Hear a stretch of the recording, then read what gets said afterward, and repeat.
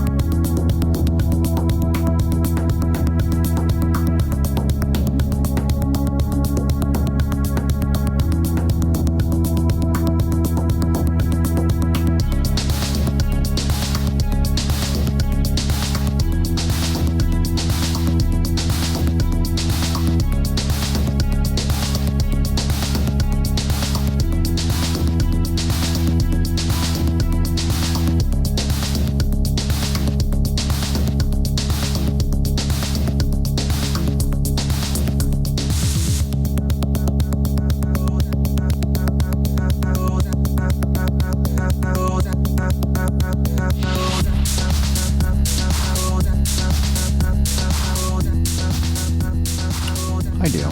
Hi. How are you? I guess Murray. I'm glad to hear that. We're back for another edition of the Swish Edition. It's March 6th. This episode's called Magic Money. You'll find out later in the show why.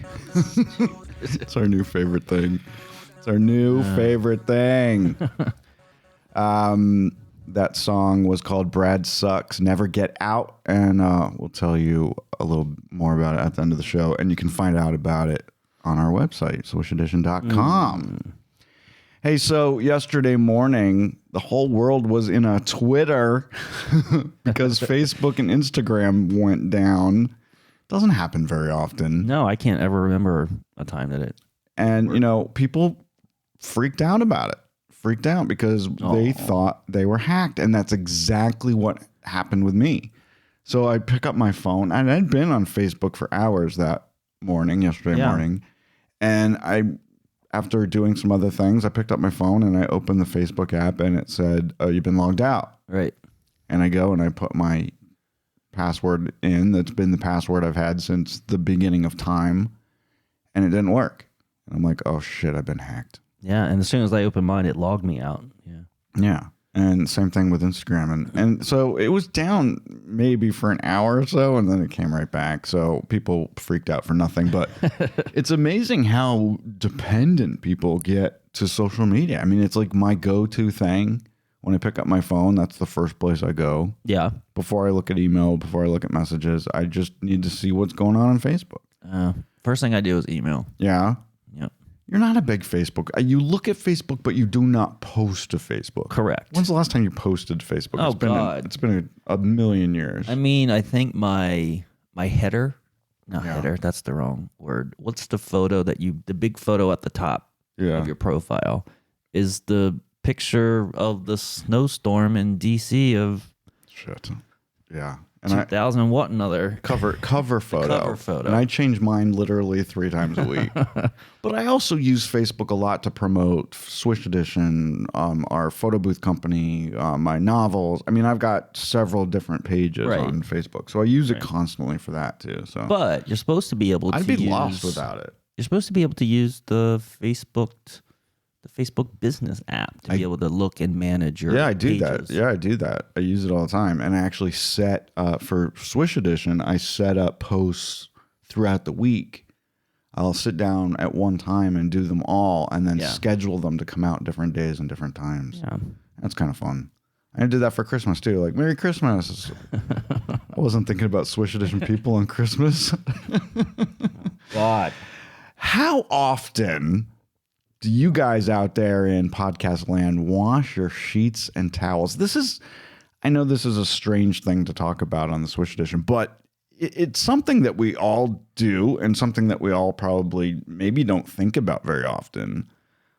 This came up because I saw this recent poll taken in the United Kingdom that found that this is shocking, Dale, over 50% of single men admitted that they hadn't changed their bed sheets in over 4 months. I've never done that.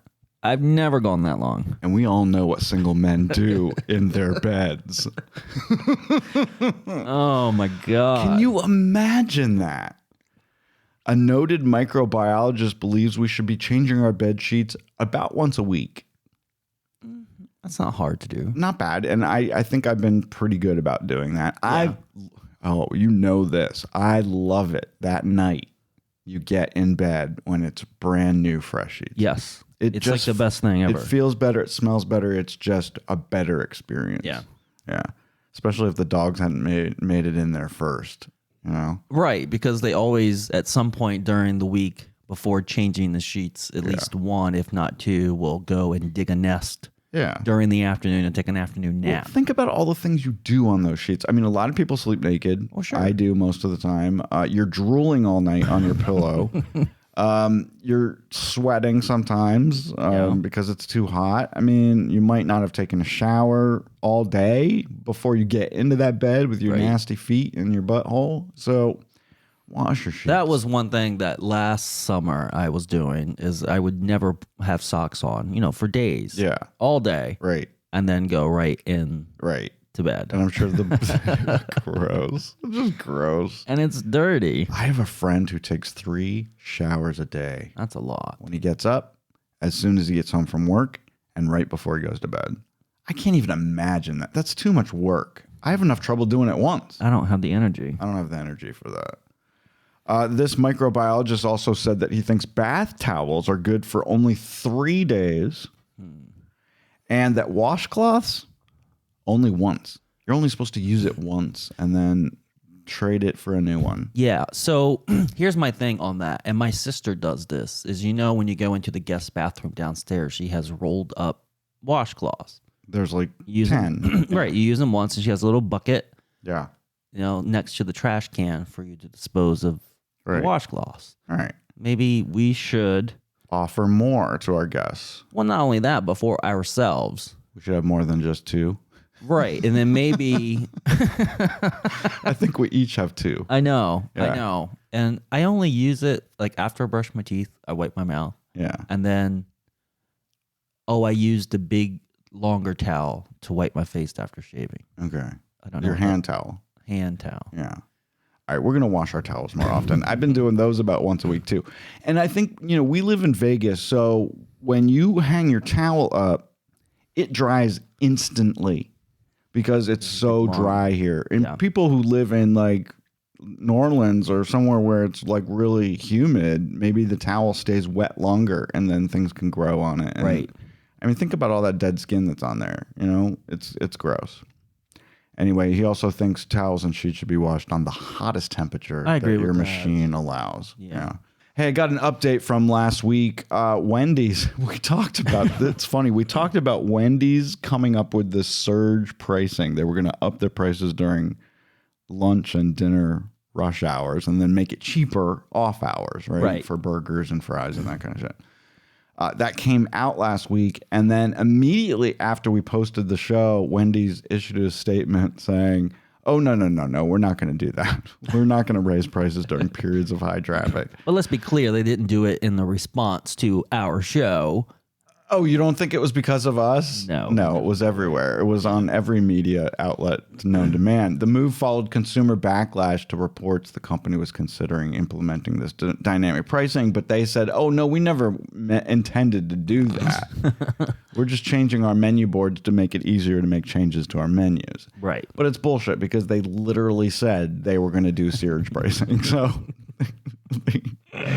And I didn't know this, but Burger King actually ran a promo last Wednesday saying, we'll never do this to you. Come in and buy one Whopper, get one free or something like that. Yeah, and it worked. And tons of people went to Burger King. Speaking of restaurants and teaming up, IHOP has teamed up with Lay's. This is crazy. This is real. It is not fake. The Lay's marketing department actually posted a picture of a bag of chips and said, would you like to try it or do you think this is fake? It's not fake. It's IHOP flavored Rudy Tooty Fresh and Fruity So Lay's potato chips. Strawberry pancake potato chips. Strawberry top pancakes with syrup and bacon. That's what these chips taste like. Okay. People said it definitely tastes like strawberry. They don't know where the bacon and the syrup is, but it's supposed to be in there somewhere. Again, as all the things like this that we talk about, this is a limited time only. And guess where you can get it? You can only get it one place. Fucking Walmart. I know these sound ridiculous, but I think they're so clever. And this is a little people bag. are going to buy them. This is the little snack bag. Right, because that's all you It's want 3 ounces. anyway. It's $2.48. But I think these things are cool. I guess I don't need it in my life. We have a bag of Ruffles downstairs waiting for us. And the French onion dip.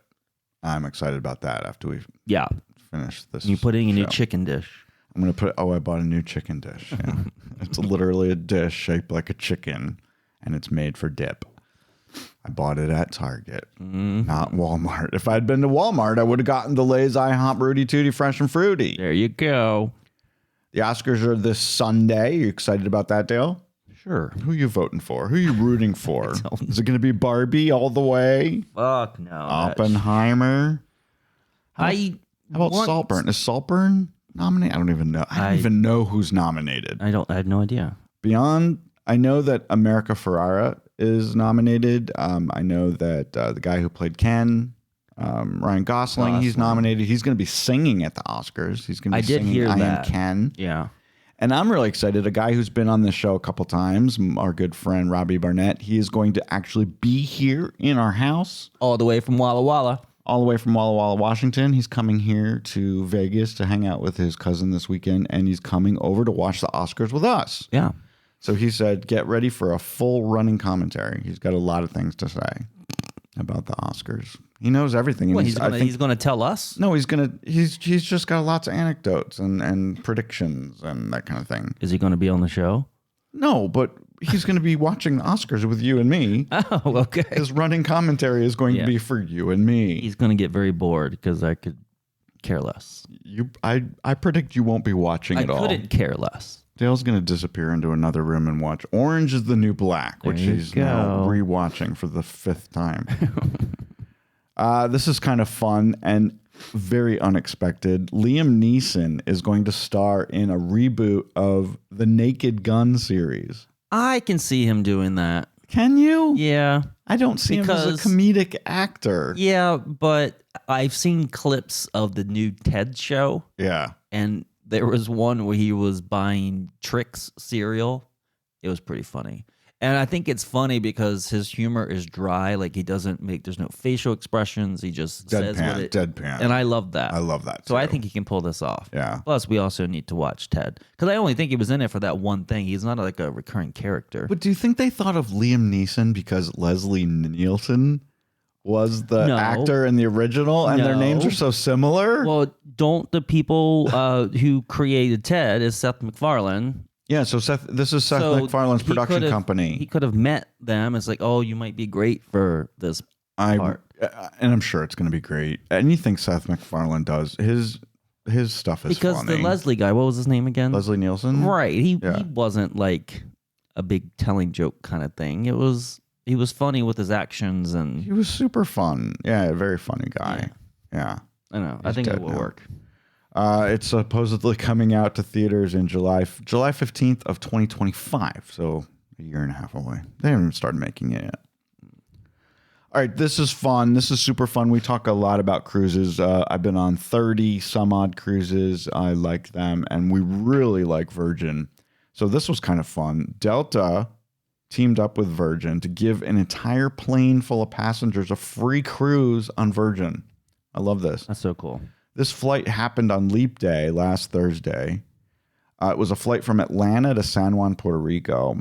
And Richard Branson, who, of course, owns Virgin Cruises, was on board the airplane. He got on the PA system and made an announcement to every passenger and every crew member that they were all going to get a free cruise on Virgin to celebrate the new Resilient Lady being vessel. The vessel is going to be home ported in San Juan, Puerto Rico. That's so cool. So it's kind of a really great promotion. And I think the people on the plane get like a year to be able to use it. Yeah. That makes sense. It's really fun. Anyway, they are using, so this ship that Virgin is going to be putting in San Juan was originally supposed to be in Australia all next year, but they've canceled Australia altogether for the whole 2024-2025 season. Not doing well? I suppose it wasn't.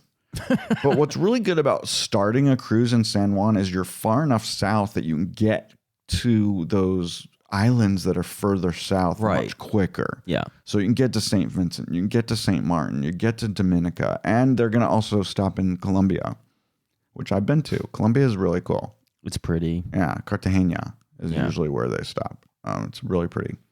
Not very safe, but... but the mountains and the hills, the green hills, it's gorgeous. The valleys. Yeah, cool. I enjoyed it. So I have been South America. That's the only place in South America I've been. Anyway, so that's fun. I wish we'd been on that flight. We need to go to San Juan. San Juan's actually really cool. Yeah. Yeah. Haven't been. It's America. Speaking of airlines, did you hear this? There are 3 passengers that were on that ill-fated Alaska Airlines flight where the door plug blew out because it didn't have its bolts on. Right. They are suing Boeing and Alaska for, get this, $1 billion. That's a number that's just absurd. They're claiming emotional distress, trauma, and bleeding ears. I tell you what, if I was sitting in that row. Yeah. Well, one kid's T-shirt was ripped right off his body, you know. Distress and trauma are real things. Those are real things. But do you get to sue over it? I guess you maybe can. not I guess you can sue $1 billion. $1 billion is a little excessive. It's really excessive. Right. I don't know how far it's going to go. Boeing is not trying to cover this up. They're saying, yes, we fucked up. Right. And they're fixing it. Right. They're fixing it. I just think the whole idea of a plug where a door could be, it's like an option, right? It's an option for the airlines. They could have a door there, and if they don't want the door there, we'll put this plug in there. Right. I don't like that idea at all. It's cheaper for them because they can make all these planes the same way. And then throw the plug in. For the people that don't want it. Because it's all about like seat configuration. Of course. Right? That's what it's about. But do you think I would ever, in a million years, sit in that fucking row? I never want exit row. I'm never sitting next to an exit row ever again. And I've done it. I don't like it. I don't like it. I'm never doing it again. Well, we're usually in the front. I know. There's no exit rows up there. Oh, God. Of course, if the plane goes down, we'll probably be the first ones to die. This is really fun. The iconic diner booth featured in the very final scene of the Sopranos TV show sold to a private buyer for, get this, $82,600. The owners of Holston's Ice Cream in Bloomfield, New Jersey, where the final scene was shot. It's a real place. Yeah. They decided they wanted to renovate. Their booths were falling apart. They needed to do something. They decided, well, we can't just throw this away. Everybody comes and visits it, apparently. So they put it on eBay, and they were hoping for $10,000. They had no idea they were going to get $82,000. Nice. 230 people bid on it. Wow. I wonder if I was Edie Falco, I would have bought it. What the hell do you want? Put it in my house. A booth. It's ridiculous. Because she was part of one of the most iconic scenes in television history. Does it come with the working jukebox? It does not. They said that the jukebox was something that HBO added. Oh. If you'll notice, it's not on the other tables. I have been to one restaurant that had those. I can't ever tell you. It was too young. But I've been to restaurants that have had them. They have them at some of the restaurants. That 50s burger chain that we've gone to. Johnny Rockets. Johnny Rockets has them. No. Yes, they do. Yeah. They had one at the Arlington Mall, the Pentagon City Mall, and they had them right on each table. Maybe that's what I'm thinking of. Yeah. How else are you going to play Journey's Don't Stop Believin'? Mm-hmm. Which is this very last song on the Sopranos. Have you seen that scene? No, I haven't. No. I won't give it away. I would love to have the booth. I mean, we should have bought it. I have Carrie Fisher's chewed electronic cigarette. I think that's the only celebrity thing I have. Have I ever told that story on the show? I'm sure I have. I'm sure you definitely have. Because we were doing the Swish edition on that trip. Right. We were on a cruise, a gay cruise in the Caribbean. And I was hanging out with Carrie Fisher. She was drunk off her she wasn't drunk. She was like off her meds or something. Yeah. And she handed me her electronic cigarette. And then she disappeared. And I just kept it. And it has her teeth marks. Princess Leia's teeth marks. It's here somewhere. I don't know where it used to be in my desk. I hope I didn't lose it. I could probably sell it for $82,600. There you go. Anyway, what are you going to do? And now for something completely different. What the hell is a Roper Romp? I've seen this. Have you? I have seen that. I've seen pictures of people who go up to parties. I just discovered this for the first time. Yeah. And this picture is freaking hilarious. Can you see the picture? Yeah. No. I'm going to post it on our socials today. You guys you have to be of a certain age to have any idea what any of this means. But I happen to love Three's Company, the 1970s sitcom. It's a horrible sitcom. It is not what is wrong with you? It's not funny. It is funny beyond compare. The Ropers were the only funny part about the whole show. Oh my God, the show is great. Mr. Furley was amazing. Mr. Furley, okay, but the three main characters were horrible. You have no idea what you're talking about. No, I'm completely iconic. serious. It is one of the best sitcoms of all time. Remind me who the blonde one was. Suzanne Summers, who just passed away last year. Awful in that show. Awful. The show is hard to watch. So horrible. Anyway, Three's Company character played by Audra Lindley was Mrs. Roper, and she's become a cult figure in recent years. And parties are held throughout the country, all over the world, actually, every year, where people dress up, both gay men and women, mostly. Yeah. They dress up like Mrs. Roper, and they wear the colorful floor-length, what do they call them? Not Afghans. No. Caftans. Yeah, caftans. And then, of course, the iconic red, kind of almost like Annie hair, basically. Annie, Right. Little Orphan Annie. Yeah. Or it could say Ice Spice hair. Oh, my God. Ice Spice looked like Little Orphan Annie. I know she did. Yeah. Anyway, they had 20 of these gatherings last year in the United States and Canada, and some in the Caribbean. That many. Yeah. Anyway, I think it's fun. yeah. Apparently, she's an icon. Who knew? They call her strangely aspirational. Yeah.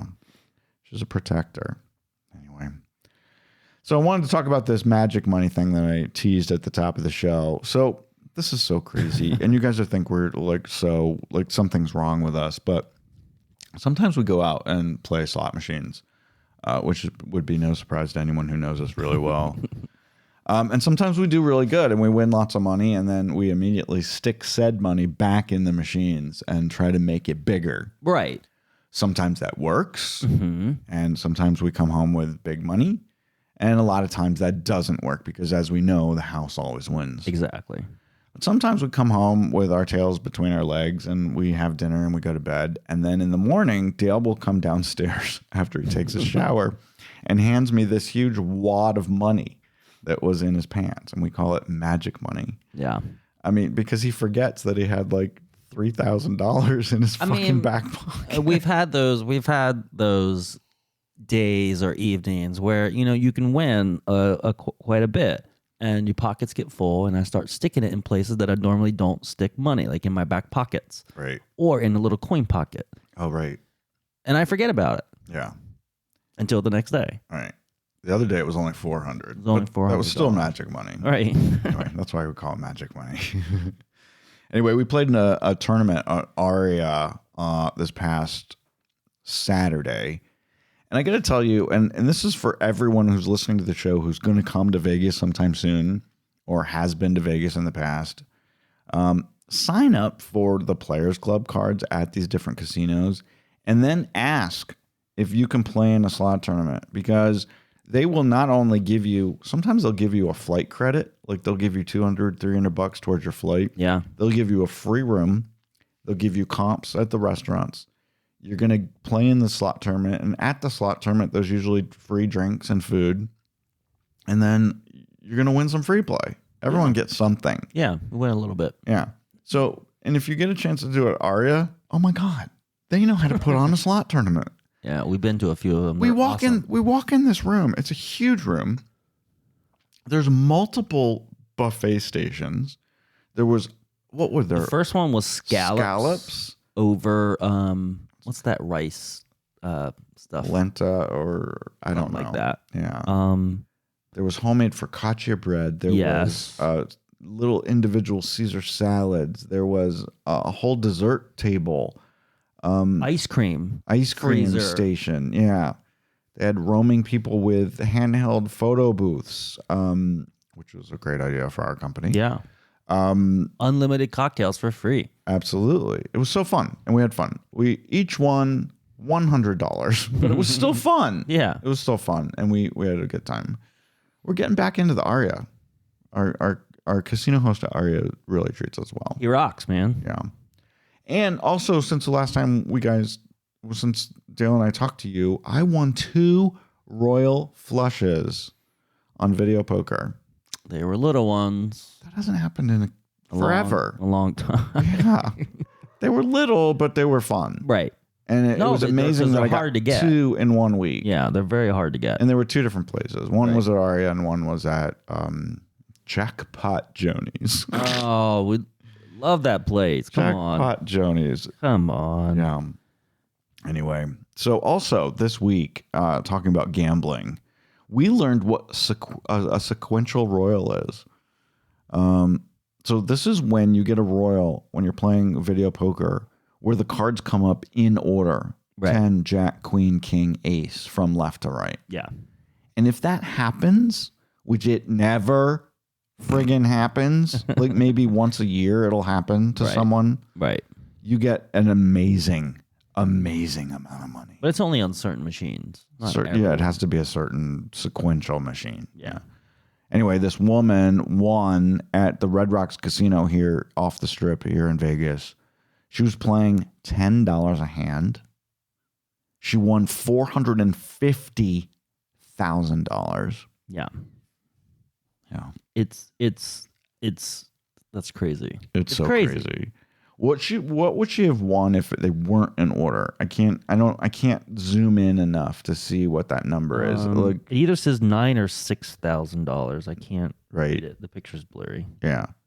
But $450,000 for a sequential. So now my new goal in life is to go out and find these sequential machines. They're out there. I've never seen one. I've never seen one. But I only play video poker at our little gathering bar down the street. I play it everywhere. I played at Aria. I play it at the bar. I play it at Resorts World. Yeah. You have to look. I've never, I don't even know how it's advertised. It's got to be somewhere. What I like about it is that it's not just it's just, when you're playing regular slots, there's no thinking involved. You press the fucking button. Sure. At least with with poker, you got to think about it. Yeah. You got to think about what you're doing. Anyway, the odds of hitting a regular royal is 1 in 40,000. I learned that this week too. Okay. Yeah. So it's possible. Oh my God. Let me tell you what else is possible. This is so fucking stupid. This might be my favorite story of the week. Oh God. A man was staying at the Venetian Hotel, where I've never actually stayed. No. Been there a lot. We went there for the Sphere. I went there with Robbie Barnett to see the B-52s. It's a beautiful hotel. Beautiful hotel. We've just never stayed there. He was in bed in his hotel room at the Venetian. He was bitten on the testicles by a scorpion. It wasn't bitten. He was stung. Okay, stung. Guess what? The scorpions are really small in the desert. They're probably maybe an inch long. If that. Right. And we live in a desert. Deserts have scorpions. We've seen 2 here at our new house. Right. One in the bathroom and one, I think he was near the kitchen door. So they can get into the house. Right. But remember, all the ones that we've had in the house have been those white clear ones. And they've been dead. Well, I think it's They were both dead. Right.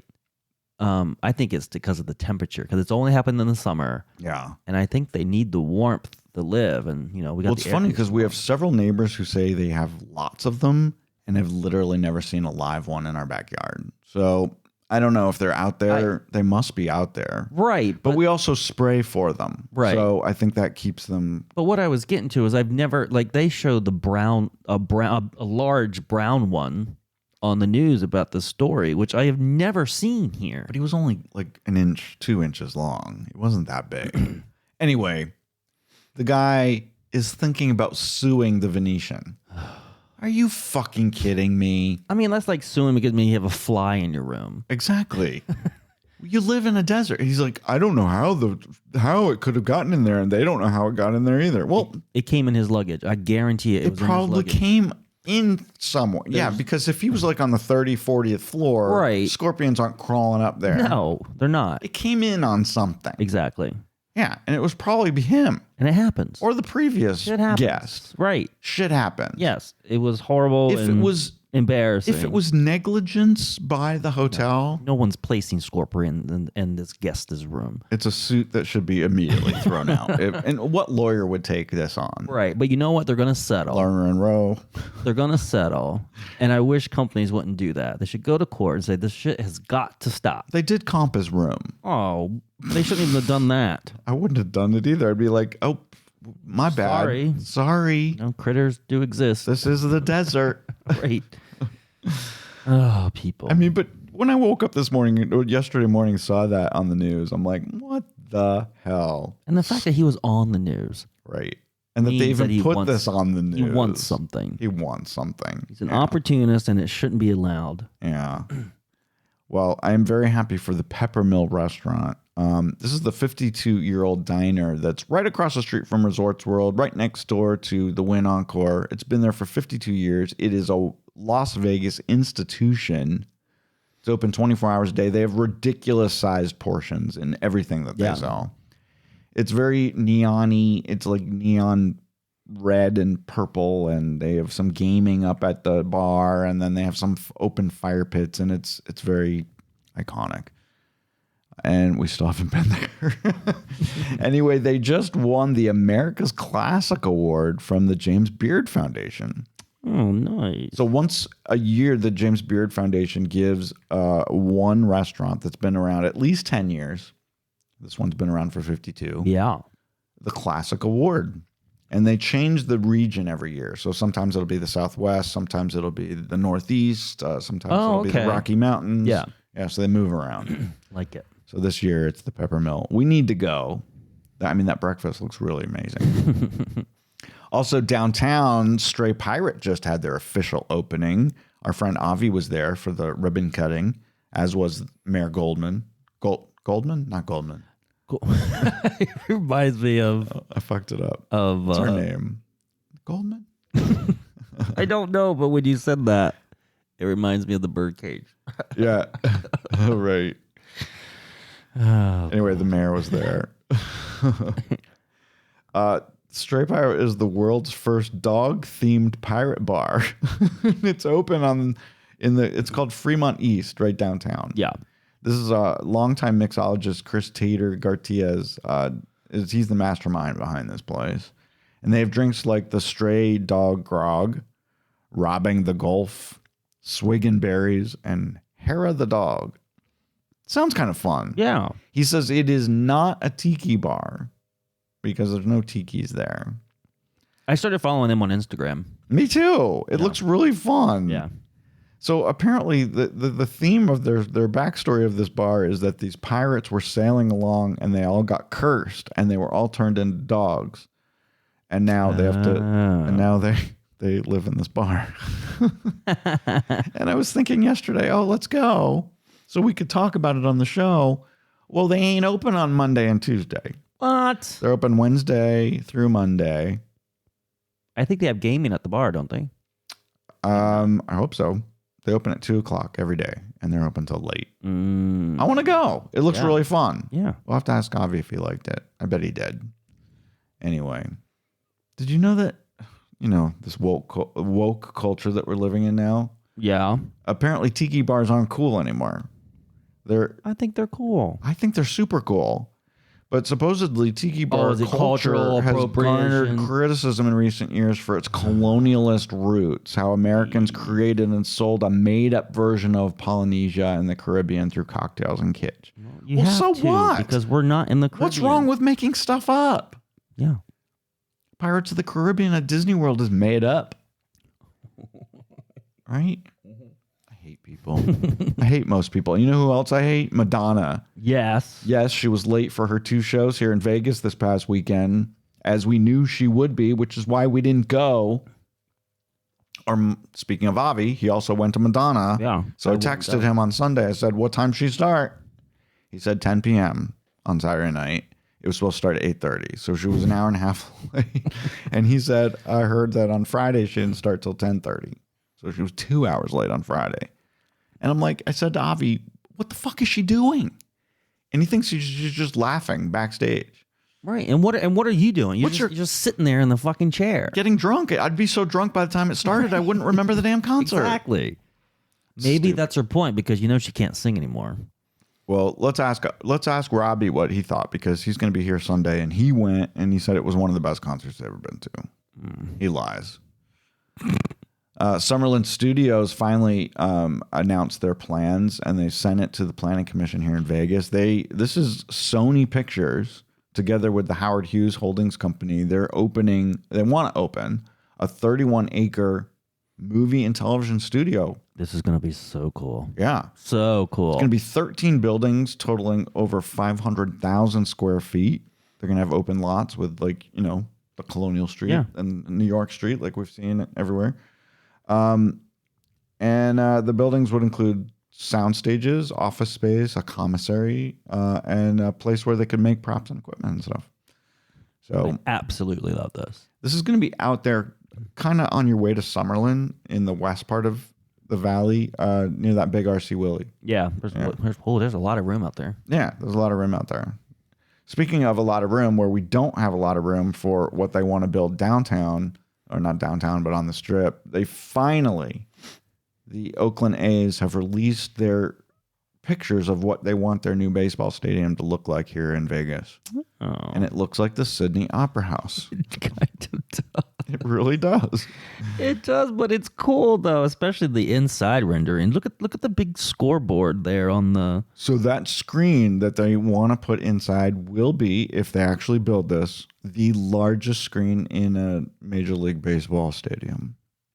It's kind of cool. But I think there's going to be an issue, because if it's open, and look at the It's not open. That's glass.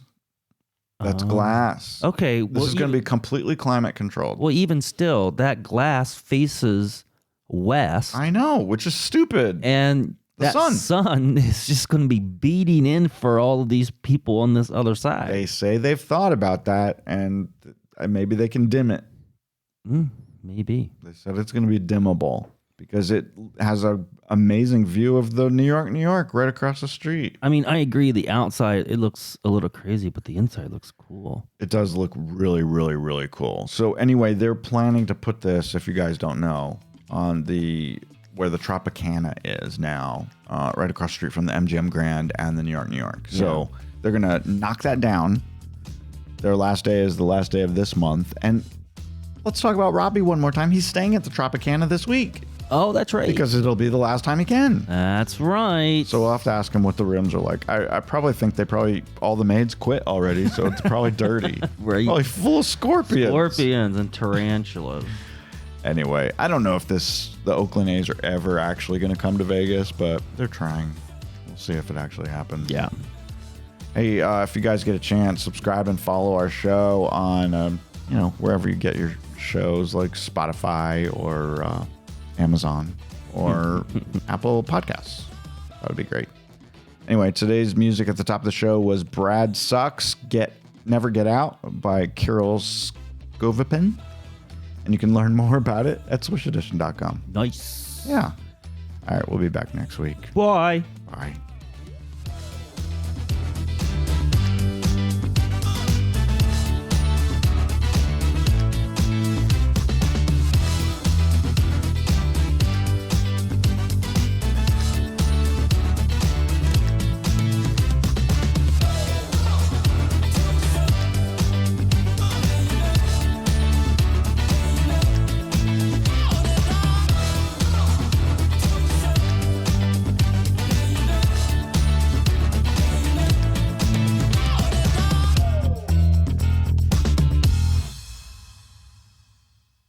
And we all know what single men do in their beds. Oh my God. Can you imagine that?